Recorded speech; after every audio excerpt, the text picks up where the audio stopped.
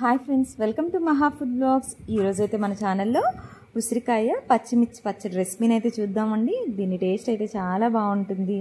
అలాగే ఈ పచ్చడిని అయితే మనకు కావాలనుకున్నట్టు తక్కువ క్వాంటిటీలో ప్రిపేర్ చేసేసుకొని ఒక 10-15 రోజులు వాడుకొని మళ్ళీ కావాలనుకున్నప్పుడు అయితే ప్రిపేర్ చేసేసుకోవచ్చు. ఇప్పుడైతే ఎలా ప్రిపేర్ చేయాలి అనేది అయితే చూసేద్దాం. ఒక 250 గ్రామ్స్ వరకు అయితే ఉసిరికాయలను అయితే తీసుకోవాలండి. వాటిని అయితే నీళ్ళలో వేసుకొని శుభ్రంగా క్లీన్ చేసుకొని పక్కకు తీసుకున్న తర్వాత తడి లేకుండా టిష్యూ పేపర్తో కానీ కాటన్ క్లాత్తో కానీ తుడుచుకున్న తర్వాత అయితే ఉసిరికాయలను అయితే పైన వీడియోలో చూపిస్తున్నట్టు ముక్కలుగా చేసేసుకొని ఒక బౌల్లోకి అయితే తీసుకోవాలండి.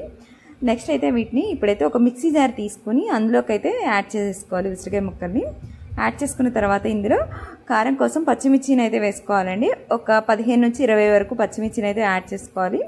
పచ్చిమిర్చి కనుక మరీ కారంగా ఉంటే అయితే చూసుకొని కొంచెం తక్కువ మిర్చిని అయితే తీసుకోండి మీ కారానికి తగ్గట్టుగా.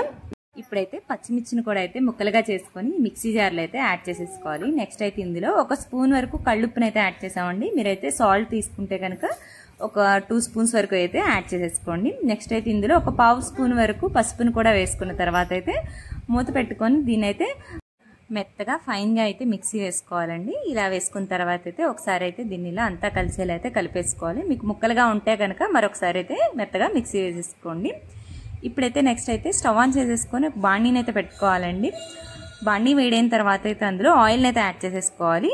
ఆయిల్ కూడా వేడైన తర్వాత అయితే అందులో పోపు దినుసులను అయితే యాడ్ చేసేసుకోవాలి. పోపు దినుసులు అలాగే ఎండుమిర్చి కరివేపాకును కూడా అయితే మనం అయితే యాడ్ చేసేసుకొని మంచిగా గోల్డెన్ కలర్ వచ్చే వరకు అయితే ఈ పోపుని అయితే ఫ్రై అవ్వనివ్వాలండి. ఇప్పుడైతే ఇందులో కొంచెం ఇంగవని కూడా యాడ్ చేసుకొని ఒకసారి అయితే కలుపుకోవాలి.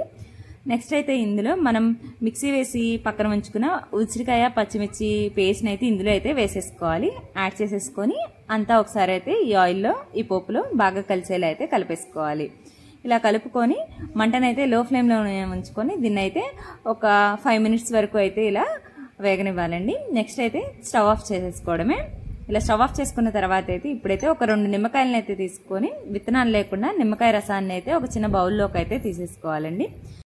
ఈ నిమ్మరసాన్ని కూడా మనమైతే పచ్చళ్ళు అయితే యాడ్ చేసేసుకొని అంతా బాగా కలిసేలా కలిపేసుకోవడమేనండి. ఇంతేనండి, ఇలా చాలా సింపుల్గా ఎంతో టేస్టీగా ఉండే ఉసిరికాయ పచ్చిమిర్చి పచ్చడి రెసిపీని అయితే ప్రిపేర్ చేసేసుకోవచ్చు. మీరు ఎప్పుడూ ట్రై చేయకపోతే తప్పకుండా ఒకసారి ఈ ప్రాసెస్లో అయితే ట్రై చేసి టేస్ట్ చేసి మీకు ఎలా అనిపించింది అనేది అయితే మాకు కామెంట్స్ ద్వారా తెలియచేయండి. అలాగే ఇలాంటి మరిన్ని వీడియోస్ కోసం ప్లీజ్ లైక్ చేయండి, షేర్ చేయండి. అలాగే please subscribe to Maha food blogs. Thank you for watching.